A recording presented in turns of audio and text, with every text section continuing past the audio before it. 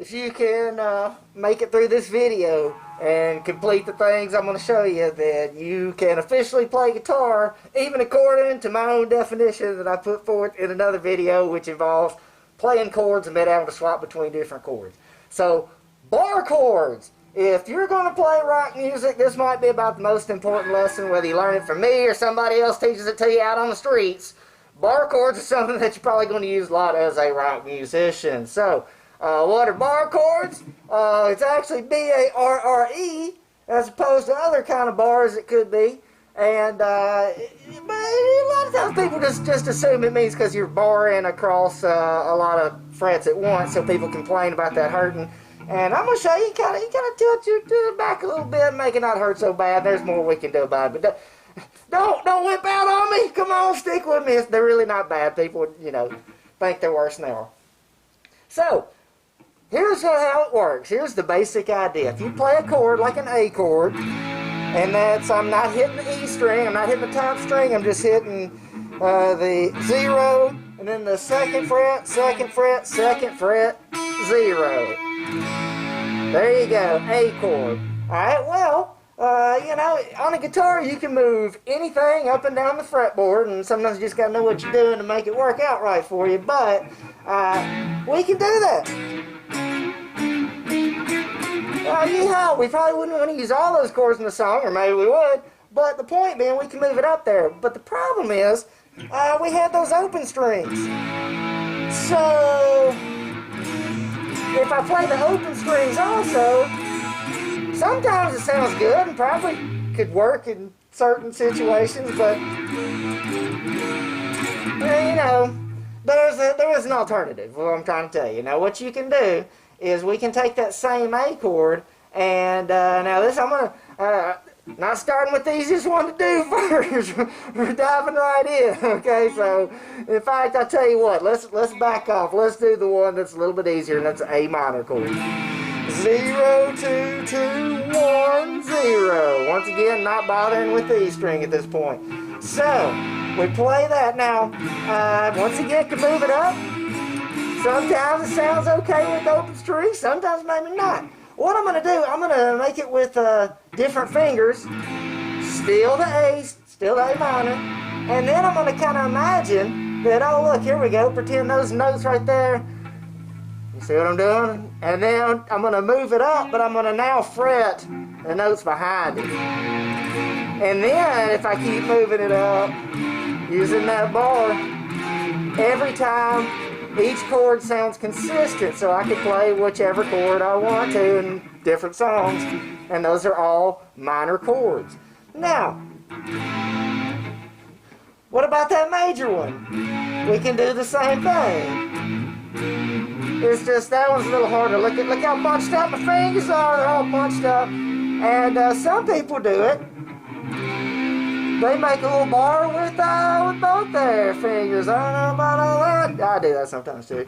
But even more that you say, what if you do that? What about that string on the bottom? It was supposed to be the open string when we do that. This way, we still get the bottom string to ring out the way it's supposed to. But if we do this, notice the problem now. That's fingers in the way. That's not the right note. Well. Some magic people, I made this work earlier, it's possible. Yeah, you tell I don't do that much. If I really need that one note, I just usually just cram my little fingers together there, but whatever. So there you go, so you have minor chords, or you can do major, or you can do them like that, or some people, I never do that shit.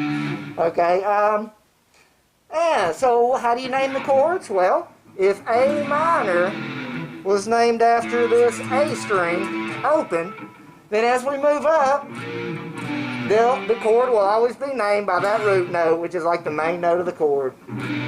And, oh, guess what? You can pause the video, and then you never have to memorize notes. But if you just look on the A string, and you just pause this video, then you can work your way up. And each time you're on the A string, make sure your first finger is on that note, and you can play that chord. So, in other words,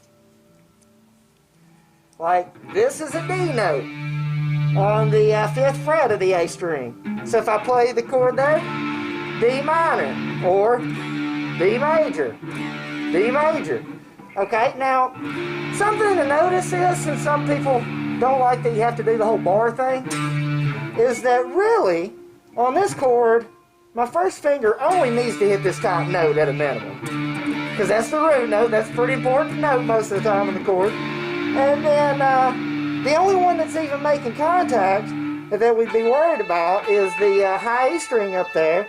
And you know what? If I don't get down there, I could probably even, a lot of times it might accidentally mute it out.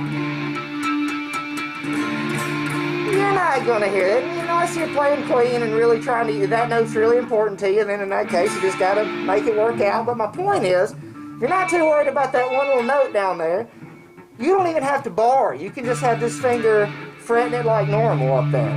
You don't even have to put it down. But if you do, remember you can rotate it a little bit like that way, and this part of your finger is a little bit tougher than the bottom, so that'll help out. It's really more your thumbs if you play too many bar chords. So the other most basic form is if we take E chord, and we do the same thing with it. I'm gonna take and use those fingers now, and then, oh, by the way, E was 0, 2, 2, 1, 0, 0. So now, move it up. Now that's an F chord. F sharp, G. Oh, if you can't tell, we're using the E string to name the chord on that one. So you can pause the video and you never have to memorize it. Or you can count up. Just remember, there's no B sharp. Go straight from B to C. There's no F flat. Go straight from E to F. E, F, F sharp, G, G sharp, A sharp, B, C, C sharp, D, C sharp, E. Woo, put me on the spot there. What are we talking about? Alright, so then you can do your power chords with the form of your E. You can lift up your middle finger, the screen guys, but that makes it minor. Just like E minor. In fact, when you're playing these chords, you can experiment with picking up one of your fingers. Well, maybe pick up that finger. Now you got a different chord. Maybe put it down here. Just start experimenting. Start trying some stuff. Now, you might ask, what about other open chords? Should we make bar chords out of them? Well, one I do like to use is if you take a C chord, and then, now notice I'm not doing anything that looks like a bar because I'm not concerned with hitting this note. When I play a C chord, I'm not concerned with usually with hitting the open E, or even, you can put, you can do that if you want to, but point is, if I'm doing it like this, I just go ahead and just don't even bar anything. But I think that's a nice sounding chord. But it's not near as common. You're not going to see that as often. Minor, F major, F major, F minor. Those are the most common forms that are moved around. The other chords just get really weird to try to do, and so they're not near as, oops. See, it's easy. You just screw up. There you go. You get to move the D chord around with, geez. Or I could do it like this. There we go. Yeehaw! Point is, not used near as often as different forms of the other bar chords are used. So, with that knowledge, you can play major and minor chords all over the fretboard, and those other forms are sevenths and good old fun stuff like that if you really want to get into it. But just whatever sounds good to you, give it a shot, try it out, see which ones work. Hey, and don't forget that you can also, while you're doing these chords, you could see what's happening with the open strings down there too. Sometimes it'll work out for you. Depends on what you're going for. Now, the other thing to think about is, in fact, you don't even have to do the whole chord itself. In fact, we'll make it even easier. If you take that minor form right there and forget about all that stuff up top, just play the 3-note version. For anybody keeping track out there, that's a root, a fifth, and then the root. Alright, 3, in this case, 5, 7, 7. You can do the same thing with our E power chord. You know, this is A major, and then I can just play the top, root, 5th root, root, 5th root. You can do that. And that makes it a lot easier to move around. Whatever. And then, other people, you can even tune your...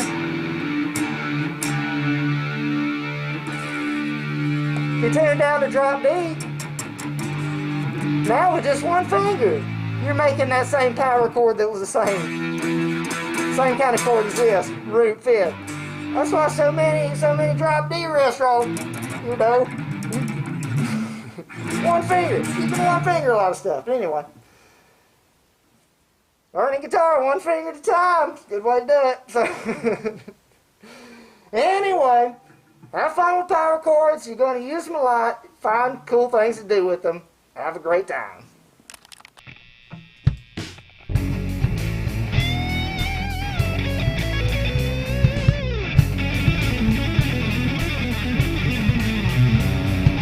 Time is flowing backward to a life without a care. Tried to find a memory, but it wasn't there. Maybe it's something